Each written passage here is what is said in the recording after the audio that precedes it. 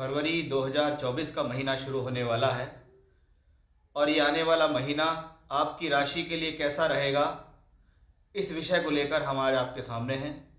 जीवन के सभी मुख्य पहलुओं के बारे में बात करेंगे, सभी नौ ग्रहों के बारे में बात करेंगे। कौन सा ग्रह, कौन सी तारीख ऐसी है आपके जीवन में जो इस महीने आपके लिए बहुत खास हो सकती है, बहुत खास परिवर्तन ला सकती है। उसी विषय को ध्यान में रखते हुए हम लाए हैं मेष राशि के जातकों के लिए मासिक राशिफल फरवरी 2024। यानी हमारा ये वीडियो चंद्र राशि पर आधारित है।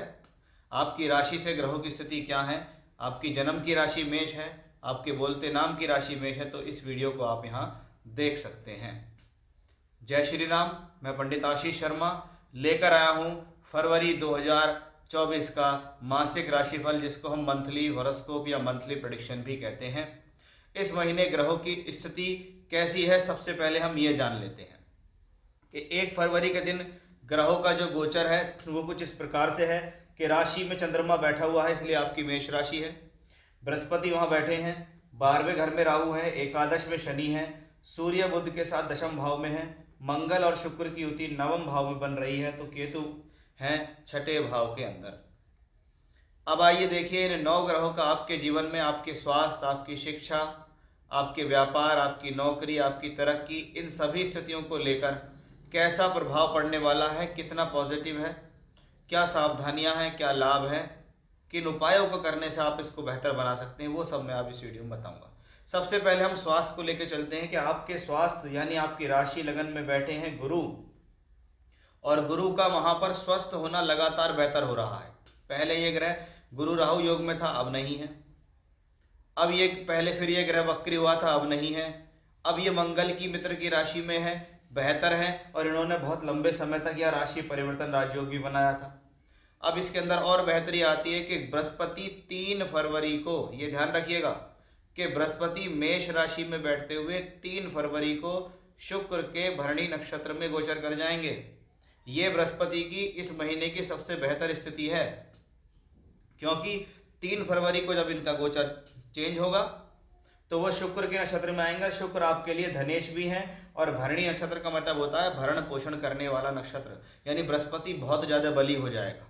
जब बृहस्पति बली होगा तो बृहस्पति की पंचम भाव पे पड़ रही दृष्टि पंचम भाव से संबंधित शिक्षा, विद्या, बुद्धि के लिए अच्छी होगी, विवाह वैवाहिक संबंधों के लिए अच्छी होगी, और 9वीं दृष्टि 9th हाउस पे है, तो अपने ही भाव को देखकर धर्म और भाग्य के लिए शुभ दिखाई दे रही है।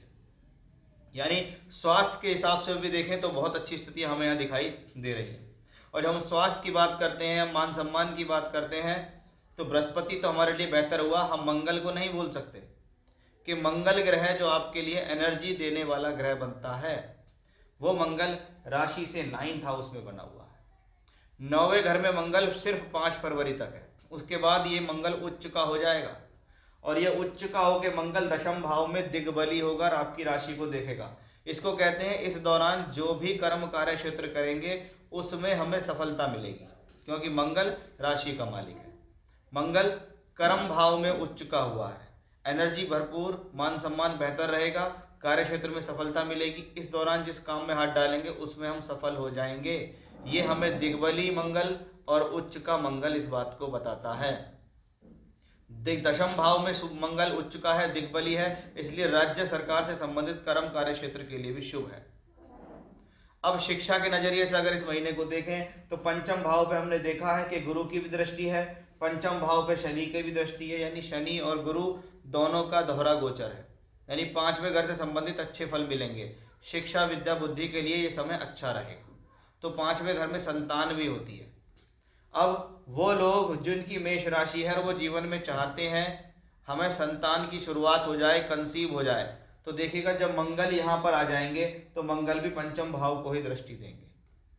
यानी फरवरी और मार्च के 2 महीने जो हैं ये इस बात को दृष्टित करते हैं कि भी ये समय संतान प्राप्त करने के लिए भी शुभ है, कंसीव करने के लिए भी शुभ है। शिक्षा के लिए तो बढ़िया हो ही गया, क्योंकि शिक्षा भाव का स्वामी सूर्य दशम भाव में दिग्बली होकर बैठा है, और मंगल भी दिग्बली हो गया था, इसलिए मैंने कहा था राज्य सरकार से संबंधित कार्य क्षेत्र के लिए शुभ माना गया है। सरकारी क्षेत्र, सरकारी टेंडर, सरकारी अधिकारी, इनसे मिलकर काम करने के लिए शुभ है।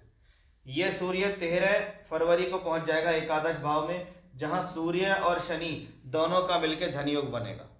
पहले वो सूर्य कर्म भाव में थे, अब वो सूर्य एकादश भाव में पहुंच जाएंगे, कर्म भाव में आ जाएंगे। उच्च का मंगल यानी लगातार 10th हाउस, जो हमारे कर्म, कार्य क्षेत्र, नौकरी, व्यापार, उन्नति, तरक्की, यश, मान, सम्मान, प्रसिद्धि, ख्याति के लिए जाना जाता है, तो वो दशम भाव आपके जीवन के अंदर लगातार मजबूत होता दिखाई दे रहा है।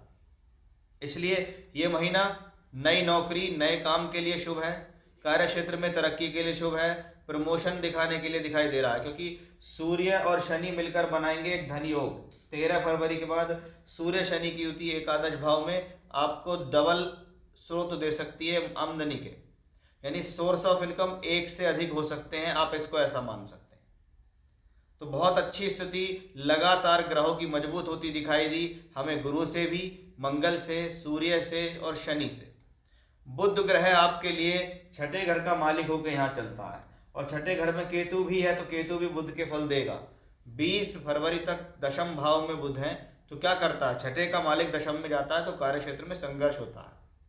लेकिन जब हमारी राशि का मालिक ही उच्च का हो रहा है मंगल, तो हमें घबराने की जरूरत ही नहीं है। हमारा कोई बात नहीं, अड़चन आने दो, सफलता निश्चित मिलेगी, थोड़ा बहुत संघर्ष हो सकता है। अब शुरुआत में हमने देखी थी मंगल शुक्र की युति, कि मंगल तो यहाँ उच्च के हो गए, शुक्र भी 11 फरवरी को यहाँ आ जाएंगे।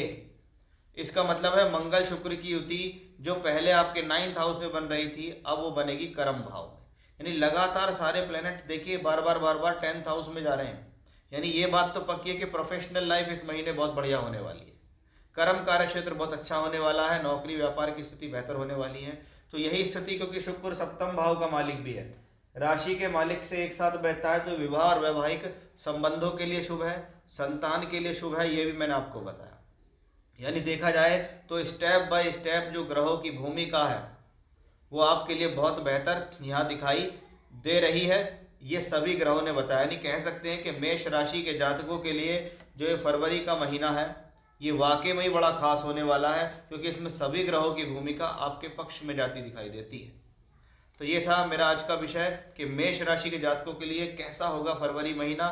इसमें कोई संदेह नहीं, आप जिस भी कार्य को कर रहे हैं, जिसमें भी आगे बढ़ रहे हैं, उसमें सफलता जरूर मिलेगी। जय श्री राम।